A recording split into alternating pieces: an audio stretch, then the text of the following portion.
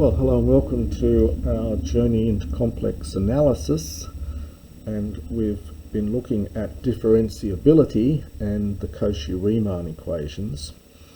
And thus far we've only shown that the Cauchy-Riemann equations are necessary conditions for f to be differentiable. That is, if the function's differentiable, then the Cauchy-Riemann equations have to hold. Recall the Cauchy-Riemann equations. I'll just write them again, that if we have f is u plus iv and f is analytic, then partial derivative of u with respect to x is the same as v with respect to y, and u with respect to y is minus v with respect to x. These amazing partial derivatives have to be all equal if the function is differentiable. Now, unfortunately, we'd like to be able to go the other way and say, well, if Cauchy-Riemann holds, then the function f is differentiable. Unfortunately, you can cook up a counterexample to that. You'll see it in many textbooks. So the converse is in general false, but we can salvage it by adding in just one extra condition, which is a fairly reasonable one to add in. And this is our next theorem. We suppose that u and v satisfy Cauchy-Riemann equations in some neighbourhood of a point x, y. And the extra condition is that the partial derivatives of u and v with respect to x and y are continuous there. Then f is differentiable at the point x, y. So in simple terms, it simply means Cauchy-Riemann plus continuity of the partial derivatives gives you differentiability.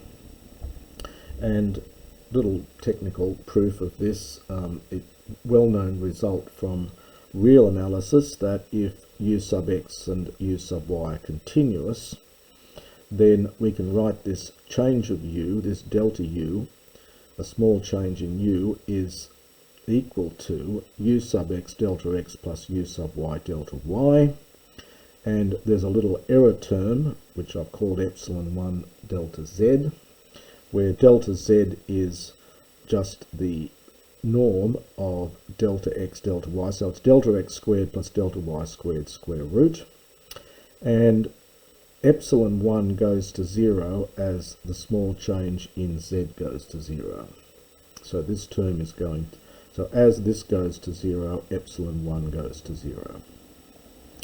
One can similarly do the same for the delta v and write that as v sub x delta x plus v sub y delta y plus epsilon 2 delta z. Same conditions up here. And then if I put these together, a small change in f is a small change in u plus I times a small change in v, and divide by delta z, then we end up with this expression here. And we've got a new number epsilon here, which is just epsilon 1 plus I epsilon 2. So I've just added the two expressions above together and divided by delta z, and epsilon goes to 0 as delta z goes to 0. Now, we're assuming the Cauchy-Riemann equations hold, so using Cauchy-Riemann, I can replace the v's and get everything in terms of u's using Cauchy-Riemann. And when you replace these u's in the v's in terms of the partial derivatives of u and collect like terms, you get this expression here.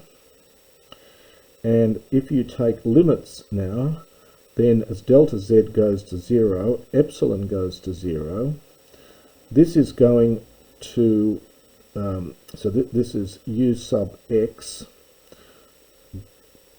This expression here is going to 1, and this expression here is going to 1 also, and I can and so that gives me u sub x minus I u sub y, because as delta x goes to 0, this goes to delta z, and so they cancel and give me 1 in the limit, and I can replace the u sub y with minus v sub x using Cauchy-Riemann, and that means my f then is differentiable. So that's just a little hand-waving proof, really. It's sort of technical proof of the main theorem that Cauchy-Riemann plus continuity gives you differentiability.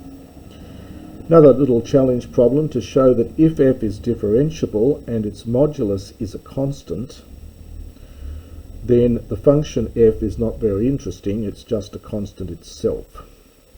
And that's a nice little exercise. A hint, if you want to do this, you might use the polar form of the Cauchy-Riemann equations, makes this come out quite easily. Now, we note that if f and g are differentiable at z, then so is f plus or minus g, f times g, and f over g, provided g of z is not 0. In other words, we have a sort of algebra of differentiable functions here. We can add, subtract, multiply, and divide, except by 0, and we still end up with a differentiable function.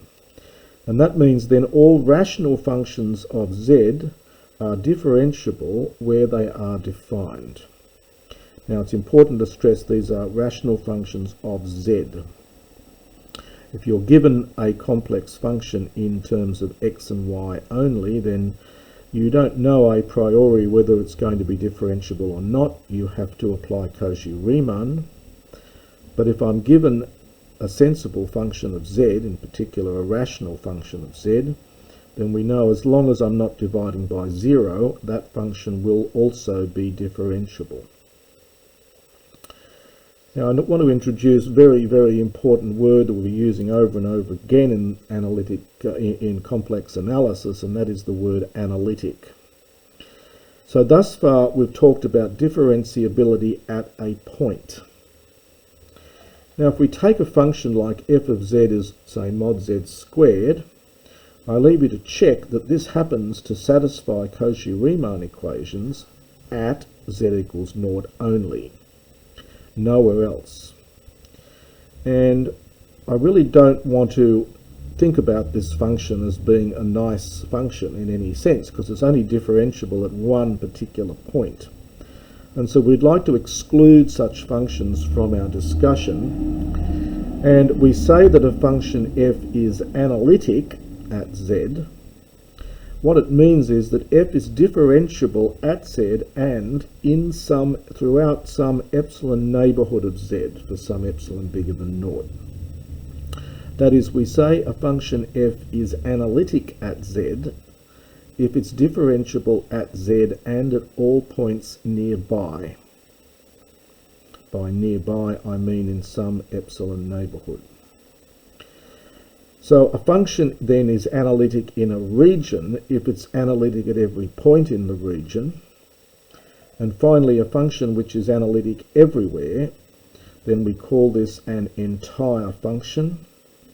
And another name for it is holomorphic, another word that's used in place of entire function. So holomorphic and entire function mean the same thing. So for example, f of z is z to the n, if n is bigger or equal to 0, is an entire function.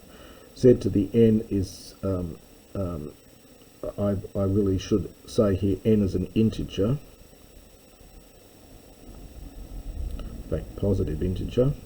So if n is a positive integer, then this is just a polynomial, and this function is differentiable everywhere, so it's analytic everywhere.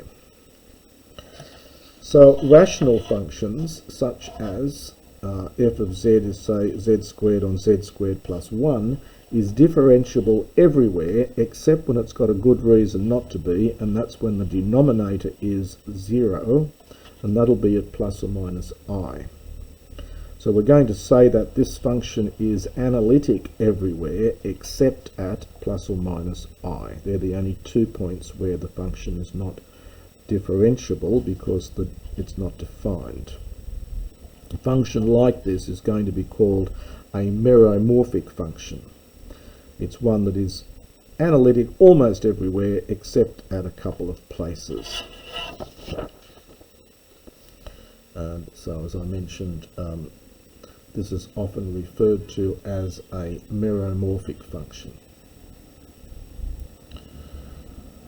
So a meromorphic function is one which is differentiable at all but a finite number of points, and we sometimes stretch this to include countably infinite number of points. Because I want to include later on functions such as tan z, which is not defined whenever z is an odd multiple of pi on 2. Nonetheless, apart from this countably infinite collection of points, the function is differentiable everywhere else. So it's a bit different from what we saw before mod z squared, which is only differentiable at one point and nowhere else. So analyticity is thus a much stronger condition than differentiability. A much stronger condition, but it turns out to be the right concept in complex analysis, in the sense that most sensible functions of z, the functions you would hope to be well behaved, are in fact analytic. And we're going to see that many important theorems require analyticity as an assumption. So we're going to have lots of functions saying, suppose f is analytic, then ... Just as an example to finish off this section, here's where, as I mentioned, if you're given a function not in terms of z's but in terms of x's and y's, then you've got to be a lot more careful, because you don't know a priori whether this function is differentiable anywhere, if it's differentiable somewhere, or where is it analytic.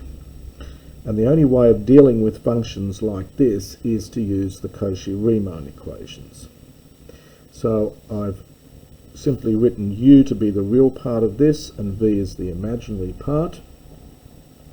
And now I hit this with Cauchy-Riemann equations. So I work out u sub x, I differentiate this partially with respect to x. So I get 3x squared plus 3y squared minus 3. And if I differentiate this partially with respect to y, then I get 3y squared, well that matches there. I get 3x squared, well that matches there, and minus 3, that matches there. So indeed, u sub x does equal v sub y for all x and y. So the first pair of the Cauchy-Riemann equations is satisfied. However, when we go to work out the second one, u sub y, I differentiate this mess up here with respect to y, I get 6xy. And this is supposed to equal minus v sub x. Well, minus v sub x is minus 6xy from there. And so I get 6xy is minus 6xy, and that means xy must be 0. Well, how can that be? Well, only when x is 0 or y is 0. So graphically, this function, the Cauchy-Riemann equations, are satisfied only along the real axis or along the imaginary axis, but nowhere else. So if I happen to be somewhere on the imaginary axis or somewhere on the real axis, then Cauchy-Riemann equations hold. Now, the partial derivatives are continuous everywhere. Just look at them, they're just polynomials in x and y, they're going to be continuous everywhere. And so Cauchy-Riemann plus continuity gives me differentiability. So f is differentiable at all points which lie either on the real or the imaginary axis, but nowhere else. And as soon as I pick a point at which the function is differentiable, there's not enough room to swing a cat. That is, I cannot draw an epsilon neighbourhood around that point, and the function is not going to be differentiable at all points inside that neighbourhood. Now, one way of saying this neatly is to say f is not differentiable on any open set, and therefore f is nowhere analytic. So we have here, as I mentioned, we have to be very careful when you've got these functions of x and y.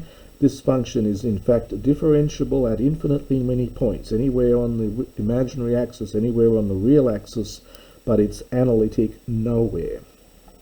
We can calculate its derivative just for fun, so the formula for the derivative is u sub x plus I v sub x, and so I just copy those in. And now, of course, the derivative only makes sense if we're on the real or imaginary axis. That means either x or y is 0, so that disappears. And I can then simply replace the, put y to be 0 if I'm on the real axis. The derivative looks like that. And if I'm on the imaginary axis, the derivative looks like that. We finish off by just noting in passing that all polynomials and rational functions in Z are analytic everywhere they are defined. That's very important. Also, all the usual rules of differential calculus, that is the product rule, the quotient rule, the chain rules, these apply equally to the complex case. So in the next section, we're going to move on and look at finding the analogues of the other elementary functions. Elementary functions, of course, are the polynomials, rational functions, trig functions, exponentials, logarithms, hyperbolic functions, and all of the inverses of trig and hyperbolic functions.